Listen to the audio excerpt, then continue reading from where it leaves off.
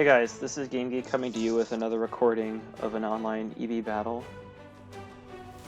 This one is relatively short. It's fought as I'm fighting against JoJo, Imperator JoJo. I'm playing as the Arche Seleukeia, and JoJo is playing as the Romani. And so I brought a sort of a non-traditional Arche army for this battle. Which I want to go over relatively quickly.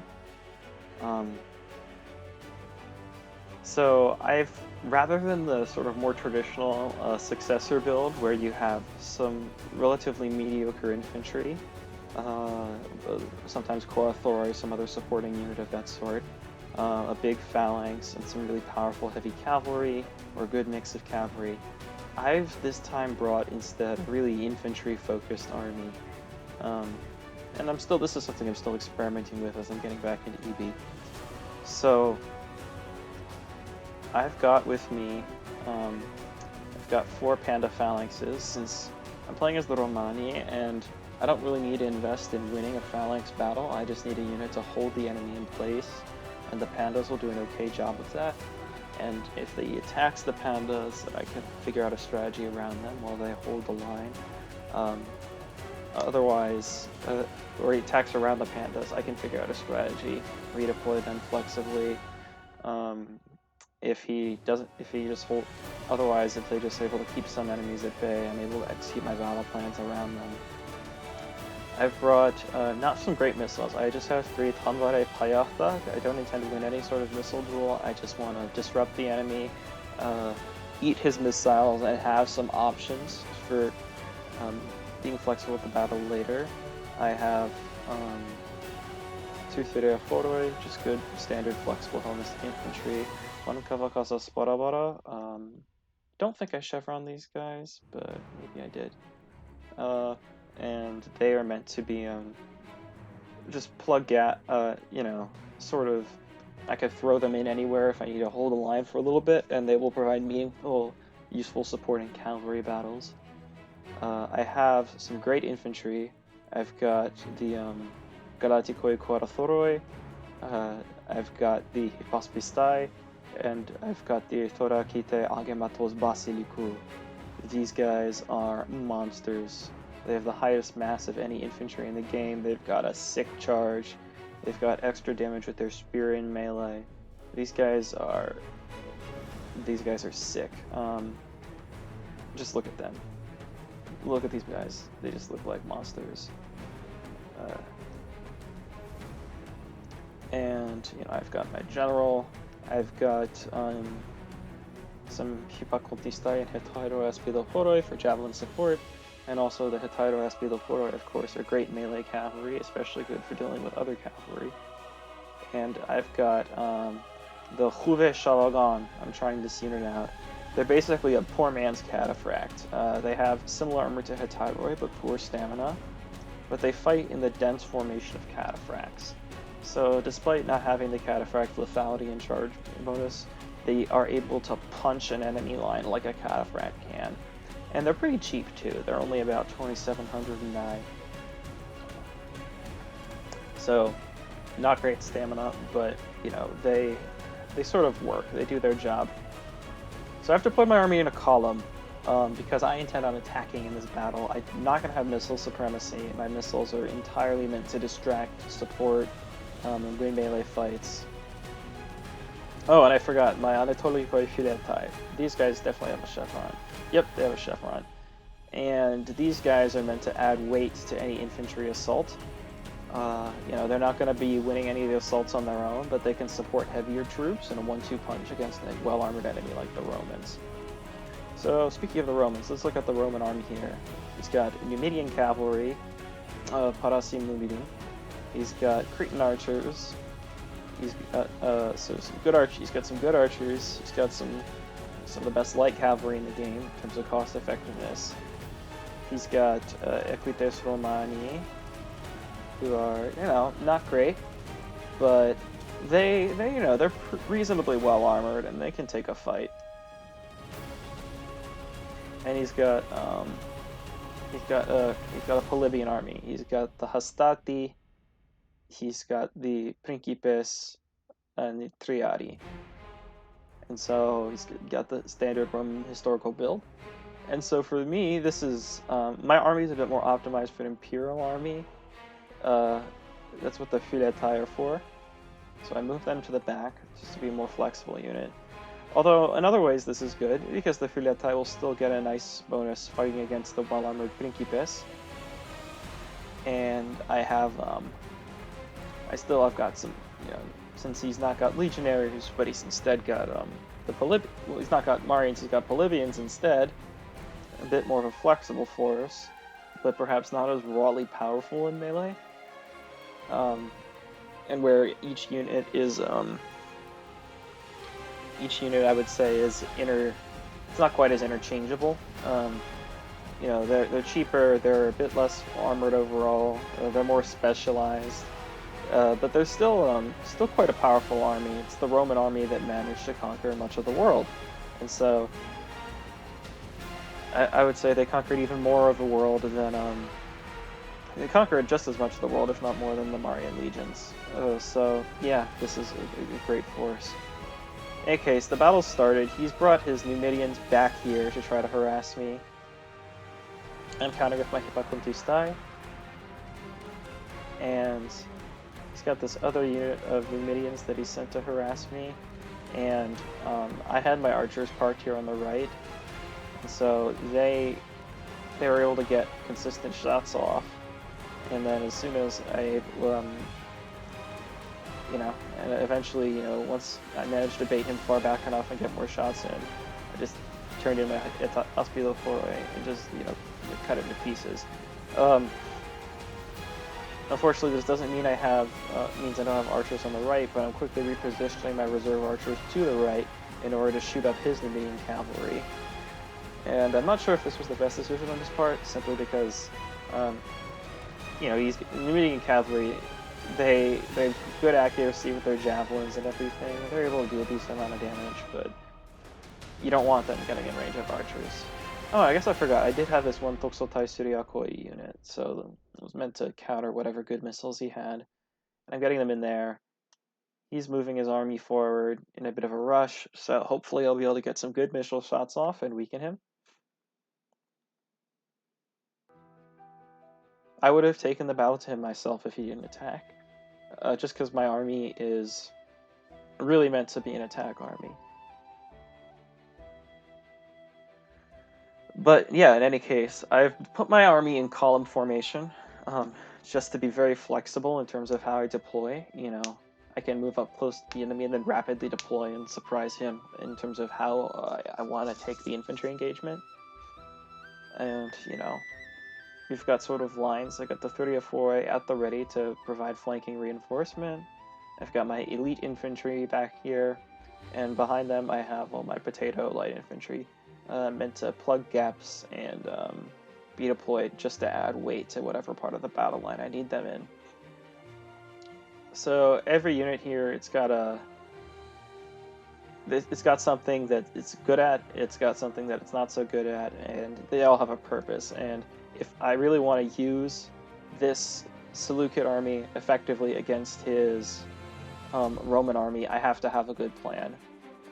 Otherwise, it's not going to work, and he's got more cost-effective troops, and he's going to beat me. So I move up my 30th Foray here to guard against the flank attack, potentially. He's moved in. I think he wants to throw javelins. He's javeling my phalanx. I've got the ability to get close volleys with my Syrians.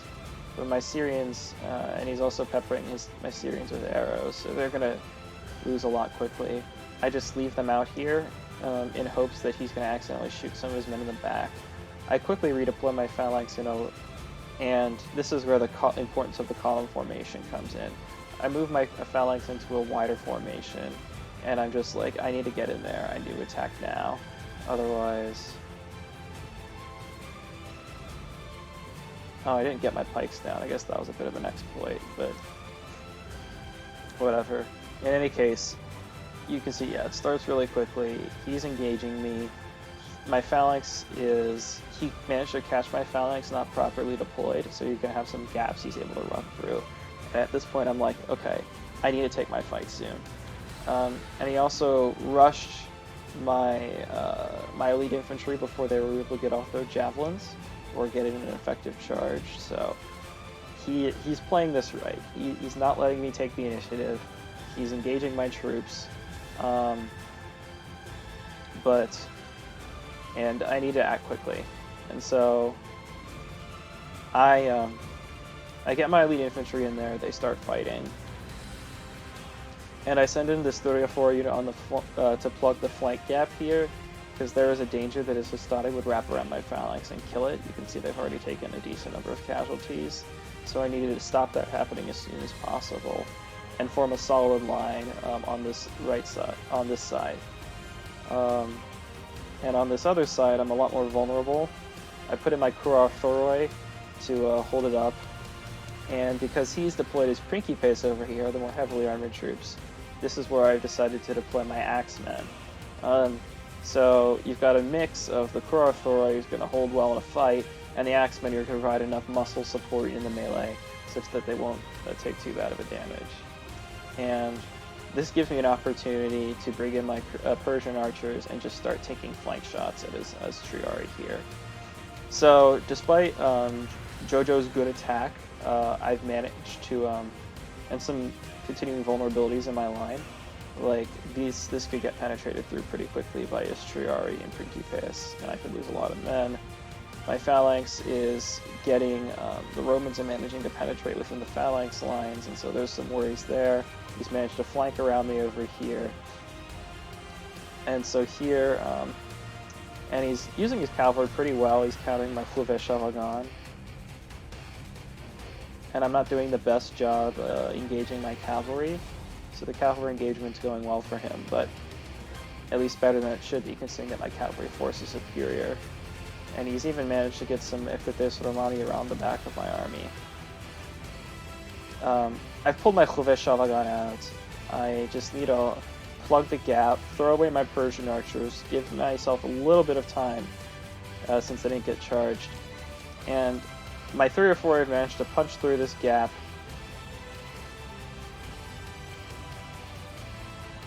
And I get into charge with my Fleuve Chavagon.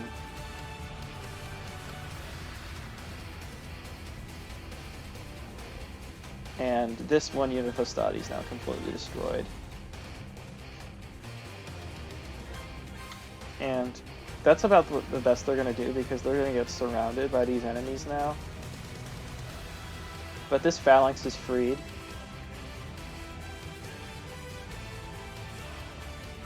And my elite infantry, all concentrated on this side, are just... they're smashing through the Romans. Like, Principes are good. They're not standing up against Hypaspestai or Thorakitai Agematos Basilikou. So these guys have taken 10 casualties. The Hypaspestai have taken, well, 30. It's a decent number, but these Principes are crushed. This Principes unit is crushed. The 3 or 4 have completely plugged this gap and pushed through. And this phalanx is relatively free now. So this flank is pretty much won. He does have some extra spear units that he can bring in, try to flank me. But, you know, it looks, yeah, it's close. Here, his Principes weren't doing so well, it looks like. It seemed like they're doing fine against my Filetai, but it's the Kurar and the Kurar Thoroi. Like, these guys have lost about, 40 to 50% of their strength, but the Principes, I think there's a Triari unit. Yeah, the Triari unit. They took a lot more casualties.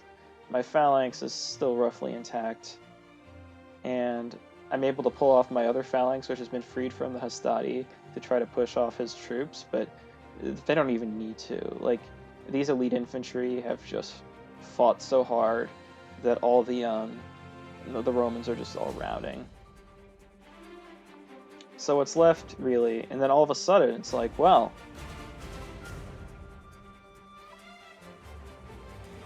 his hastati didn't manage to bring through. He didn't have any reserves to plug gaps. And yeah, it's just turned into a rout. I mean, obviously JoJo admitted defeat, but it shows, yeah, it really shows that, I mean, this battle was so fast-paced that it's hard for me to really offer too much commentary on it, but I think the big takeaway is just, you can, you just need to find good matchups for your men. And, you know, he used this hastati well. He got in, caught my phalanxes a bit off guard, managed to get them in and around them, start dealing a bunch of damage. He played that quite well. I could have played that better.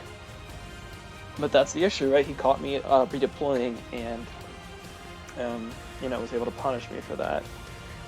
But what I did have was some great options for elite infantry that were able to just hold the reserve, beat up his units on the right side. I had a reserve unit of 3 or 4 to plug that very critical gap, which he could have otherwise wrapped around both my elite infantry and my phalanx there. And you saw they didn't just plug the gap; they managed to push through while the elites took a great fight against his pinky pits. And on the other side, I mean, you saw that by reinforcing my heavy Korothoroi with a couple light units of axemen, I was able to use a combined arms force to take a good fight against his you know, Principes and Triadi. And, you know, it wasn't, I'd say that fight was probably roughly even, but given that the right side was so much in my favor, I think ultimately that was a cost-effective trade for me. I had 1 elite unit and 2 relatively light units against 3 really solid infantry there. And between those and him losing some of his cavalry suboptimally early and not being able to, because, you know, my Clove Shavagon aren't really suited to taking a great cavalry fight. They're meant to maul his infantry, and you saw the one time they got in a back charge on those hastati, the hastati completely disappeared. But, you know, he managed to engage them, and I was able to use them really well. And so it was up to my elite troops to carry the day, and they did. You can see, yeah, the Clove Shavagon, they did okay. They killed more than they lost, but it's still, like, they should be doing better. The Persian archers, they did, you can see these 2 reserve units are really critical. Dealt a lot of damage. It was the one Toxotai Syriakoi who really got messed up pretty bad in the front by getting hit by all the enemy missiles, but that was sort of their job. You can look at these Storakita Akimatos Basiliku. Yeah, look at the KD 17 to 12 to 14. That's that's nearly 6-1. Paspistai, not quite as impressive, but still quite good. More than 2-1, taking on Principes.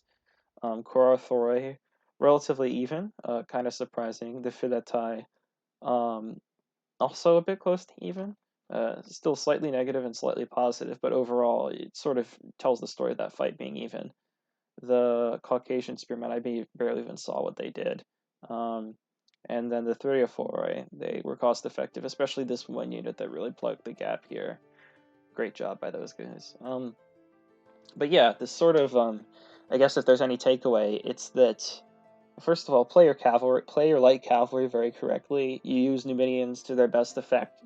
They will do exactly what they did in classical antiquity and be able to charge in and deal damage to better cavalry, and also annihilate a lot of enemies with javelins. But, you know, if you let them get hit by archers, then it's a sad day for you. If you, you know, and then you can really, elite infantry, really, you know, they've been traditionally frowned upon in a lot of EB Online just because people often think they're not necessarily worth it, but if you just put an elite infantry unit in its best possible position of just running up against a bunch of really solid enemies, holding a critical part of the battle line, in this case my right flank, my 2 elite infantry units were just, they're right there on the right flank. They And it's also critical that they be on the right flank there, because the right flank is where the cavalry engagement is going on. So if the cavalry engagement goes poorly, then the elite infantry can, you know, they won't immediately fold to the first charge from a cavalry unit, because they have good morale and good armor. So even if they don't have their defense skill defending them, they will still be able to take the first charge and keep fighting on, and give me some time to reinforce them, and reinforce the flank and react to it. So between those, I mean, that was never necessary. The elite infantry just able to do their job, just beating up the enemy frontally. But there you go. And on the other side, managed to hold off the enemy with the combined arms force. And then between all of that, it gave me just enough time to have my elite infantry break through on the right, take out their opposition, and from there, I mean, once one whole flank of his army has disappeared, while the other is relatively even, and he has no way to break the stalemate with cavalry, since his cavalry were on the other side of the flank, the battle's basically over at that point. And so it makes sense that Imperator resigned. Anyways, that's the game for you. Hopefully that provides you some degree of insight. I'm still working off the rest here, but it's been great, and hopefully we can get this EB Online League going soon.